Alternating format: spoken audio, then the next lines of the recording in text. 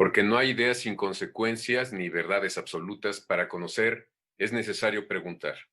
Por eso me da mucho gusto que esté con nosotros ahora Irene Herner, porque queremos preguntarle a propósito de un personaje que hace 60 años permaneció, digamos, encarcelado mucho tiempo, fue su reclusión más larga, y no era un personaje político, era un personaje de la vida cultural, aunque también que hacía mucha política. Me refiero a Siqueiros. Gracias, Irene, por estar aquí. Gracias a ti por invitarme, siempre muy contenta de estar en tus programas. Irene Siqueiros es un polo de atracción y repulsión. Sus posiciones políticas siguen causando escozor, pero también su propuesta estética la seguimos asimilando a nuestra cultura casi sin darnos cuenta. ¿Qué imagen tienes tú de este personaje, de este pintor que has seguido durante tanto tiempo? Bueno, yo te puedo decir muchas cosas, pero se me ocurre en relación a esto que tú dijiste, de la actualidad de un artista, ¿sí? Un artista que no solo sí era político, absolutamente.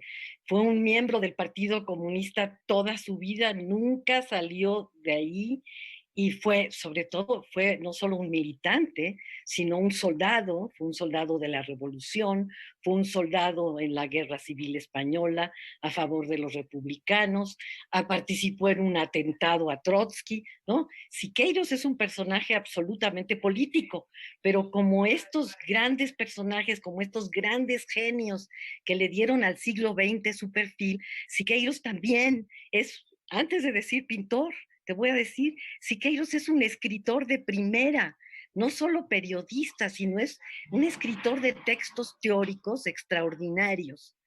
Te voy a decir su teoría, o sea, yo creo que lo más importante que nos legó Siqueiros para hoy es que su concepción del arte público, del arte de masas, no solo era el arte de los lugares públicos, de las grandes plazas, sino que él pintó, fíjate, de tal manera que sus obras pudieran ser multireproducidas, animadas, fotografiadas y filmadas. Y de esa manera podían al gran público como lo que nos está pasando ahorita en tiempos de esta pandemia. Es decir, que podemos, hoy día podemos disfrutar de manera virtual de las grandes obras de arte. Lo interesante es que Siqueiros en el siglo XX decidió que no solo había que hacer murales, sino que la obra pictórica no perdía un gramo de su calidad simbólica, política, artística, si se animaba y se reproducía mecánicamente. Y eso es una gran innovación, que ahora que todo mundo puede hacer esto, que todo mundo puede hacer imágenes virtuales de las obras de arte, piensan que no se dan cuenta de lo importante que fue este artista que tomó de los lenguajes de Disney, de las historietas, del cine, la posibilidad de hacer imagen móvil desde los 30. Irene, pues nos estás diciendo que además de un visionario en materia estética, en materia de la cultura de masas a través de la reproducción de la obra artística, también es un gran escritor. ¿Tiene textos que te hayan llamado particularmente la atención y que no tengan, o que tengan tal vez, y son muy importantes, la cuestión política en medio? Sí, qué buena pregunta. Siqueiros escribió un libro muy precioso, poético, y es un manual de su estilo monumental, de su método poliangular, que se llama Cómo se pinta un mural. Y esto lo escribió después de una experiencia muy interesante, pero durísima, en que dio un curso a un grupo de GIs, de veteranos de la Segunda Guerra Mundial norteamericanos, en San Miguel de Allende, en lo que hoy se llama el Centro del el Nigromante, el Instituto de Arte de San Miguel de Allende.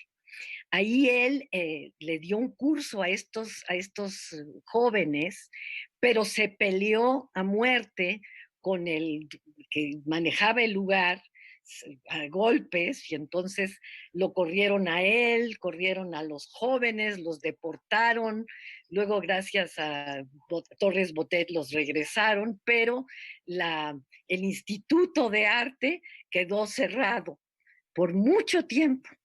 Y una vez abierto, lo tomó el Instituto Nacional de Bellas Artes. Y en 1993, 94, yo estaba trabajando en la Sala de Arte Público Siqueiros, la estábamos remozando para reinaugurarla. Y entonces yo me acordé que Siqueiros, cuando yo era joven, me había contado de San Miguel de Allende y de la poliangularidad. Y entonces me fui a San Miguel de Allende y resulta que el mural estaba totalmente encerrado, abandonado como closet de enseres de teatro. Y entonces cuando lo abrimos y vimos aquello, resulta que ese mural inconcluso son ni más ni menos que un curso de poliangularidad que él estaba dando a estos alumnos en el que iban a pintar la historia de Allende, del héroe Allende. Y entonces este mural está hecho de tal manera que efectivamente la poliangularidad te permite, por un lado, hacer cine pintado y por el otro lado te permite fotofilmar eso y llevarlo a la cámara chica. San Miguel de Allende, la gente pasa por ahí y le dicen es un mural de Siqueiros y ni siquiera entra, porque es un mural totalmente abstracto, de un colorido maravilloso.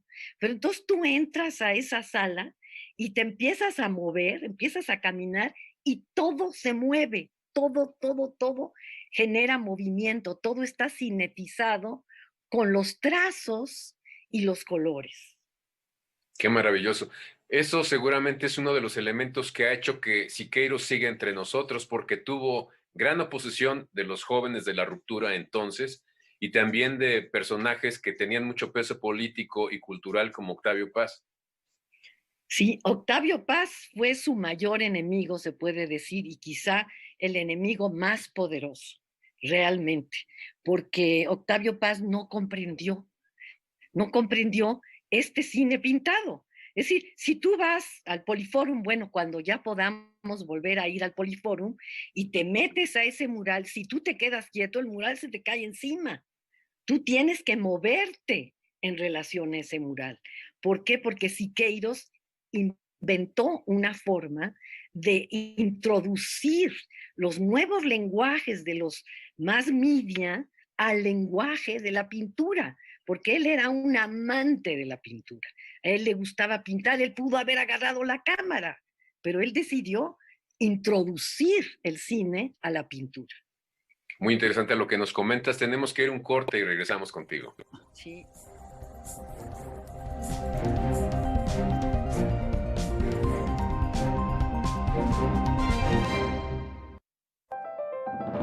En México hemos luchado, hemos llorado, hemos celebrado y hemos hecho silencio y cerrado el puño cuando ha hecho falta. En México no nos dejamos. Los mexicanos somos invencibles. Hoy hagamos una pausa a lo que nos identifica y nos hace sentir orgullosos. Tenemos que cuidarnos todos para que todo vuelva a ser como antes. Que no nos falte nadie. PRI, el Partido de México.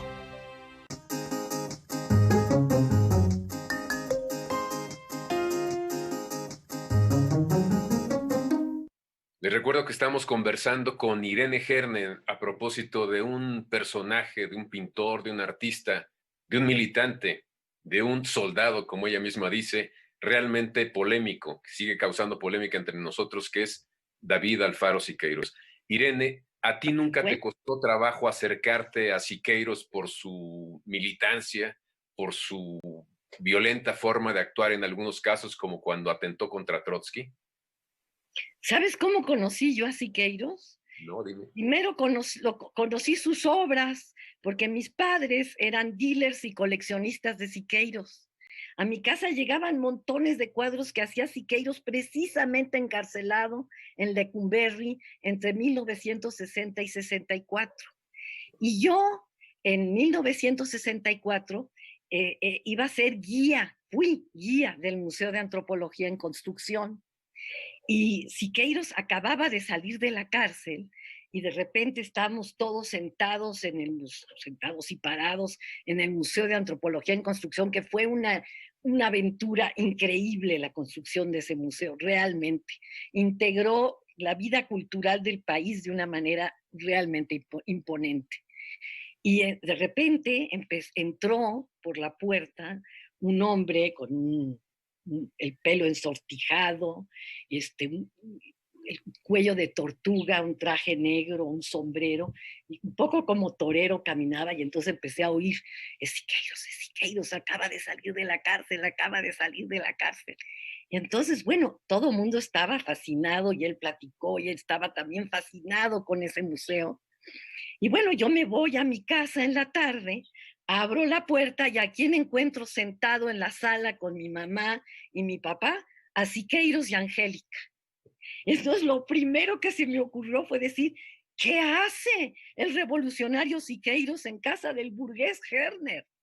Y entonces ahí iniciamos una plática, Siqueiros, Angélica, mi mamá, mi papá y yo, y de ahí yo fui a verlo pintar unas cuantas veces al castillo de Chapultepec, y luego acompañé muchas veces a mis papás a Cuernavaca, a La Tallera, a donde vivió a partir de que salió de la cárcel, precisamente. Y esa casa que tenía Siqueiros en Cuernavaca, le habían construido los Arenal, los hermanos de Angélica, para un Siqueiros que venía saliendo de la cárcel, y la casa misma era totalmente cuadrada, con ventanas más bien chiquitas y con barrotes, porque de alguna manera era una continuidad de la celda carcelaria y del miedo que tenían de volver a caer en delitos tan graves como el de disolución social, es decir, ataques a la libertad de expresión.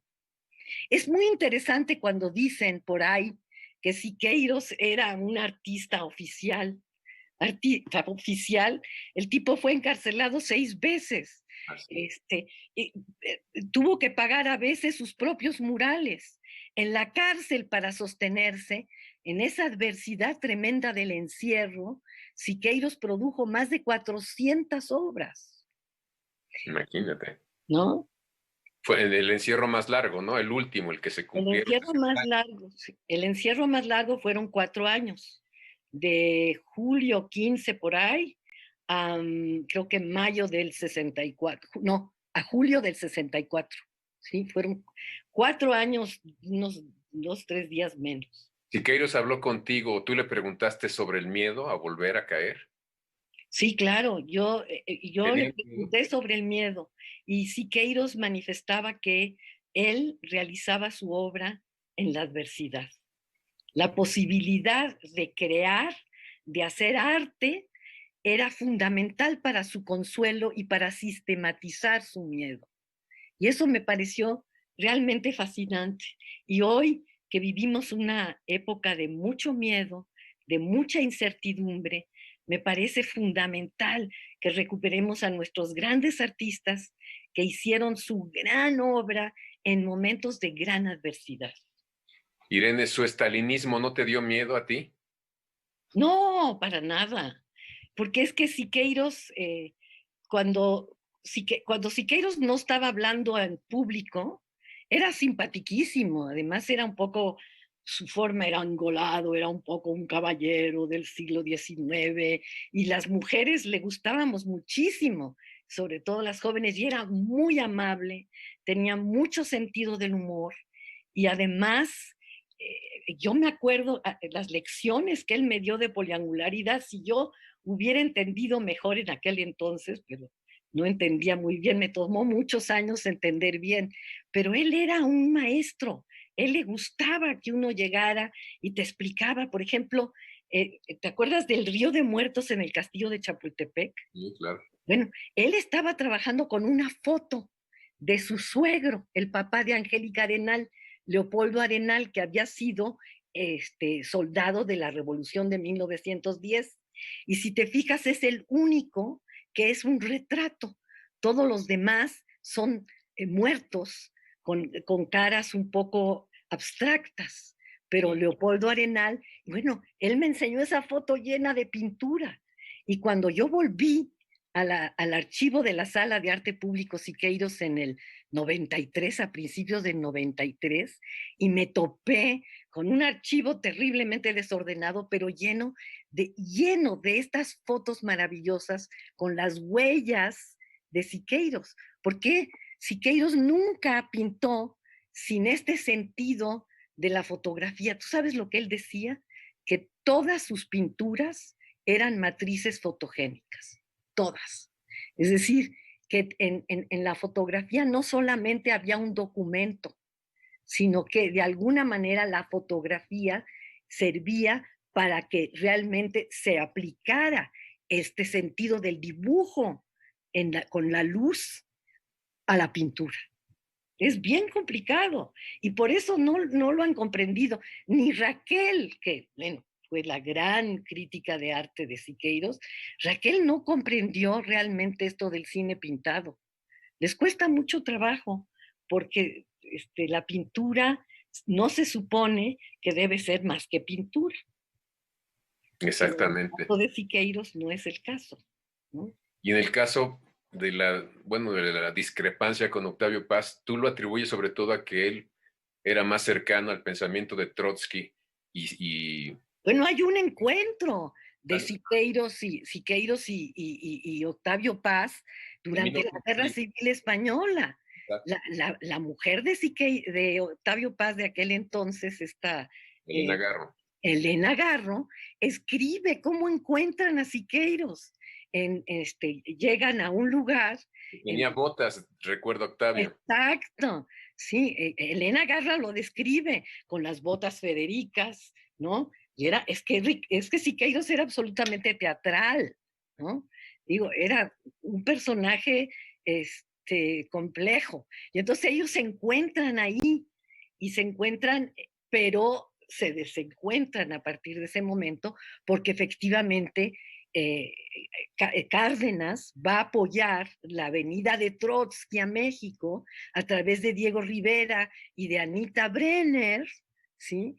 Y Siqueiros va a atentar contra Trotsky. Entonces ahí hay un rompimiento político muy importante, ¿no? Exactamente. Tenemos que ir a un corte nuevamente y estamos contigo, Irene.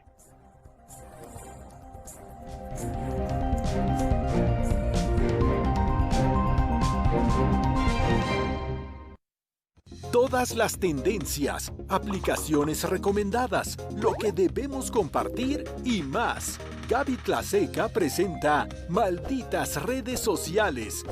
México es el 8º lugar en la lista de países con las personas que más horas pasan conectadas a las redes sociales. Sin embargo, yo les digo, yo tengo otros datos. Viernes 21 a 30 horas, retransmisión domingos 18 horas.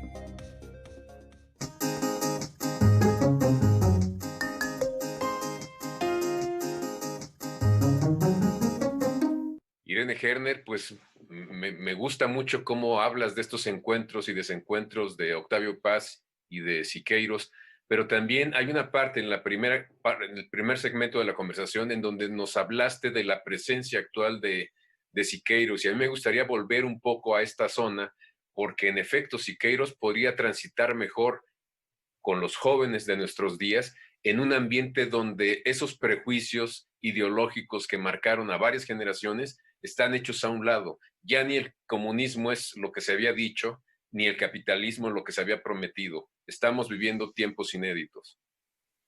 Mira, esa inquietud que tú acabas de mencionar es lo que me provocó a mí después de años de obstáculos, de saltos de obstáculos para poder revalorar a Siqueiros, es lo que me llevó a decidir con un grupo de gente de la Facultad de Ciencias Políticas y Sociales hacer una serie documental sobre Siqueiros. Y hemos hecho hasta ahorita 32 episodios, que es toda la historia de Siqueiros, pero desde sus propios planteamientos. Es Siqueiros desde en el que habla él, porque encontramos muchísimos documentos de declaraciones de Siqueiros, de explicaciones de Siqueiros, de visitas guiadas a su obra del propio Siqueiros. Y además, mientras tanto, yo he encontrado muchas obras de Caballete hechas por Siqueiros en los tiempos de adversidad, porque Siqueiros estuvo en la cárcel 6 veces y además para sus murales él hizo muchísimos cuadros que él llamó estudios, cuadros chiquitos, medianos, grandes, en donde él ensayaba y exploraba y sobre todo experimentaba, porque Siqueiros experimentó con pintura de coches. Es el primero que pinta con pintura de coches. Es el primero que hace un mural de exteriores de la modernidad. Él es el padre del muralismo callejero. Y luego es el padre de Jackson Pollock y de los abstract expressionists, especialmente de Pollock, porque Pollock participa en el Experimental Workshop que Siqueiros funda en Nueva York en 1936-37 y que pertenece y trabaja para el Partido Comunista Estadounidense. Hay que pensar que en esos años Stalin y Roosevelt eran aliados.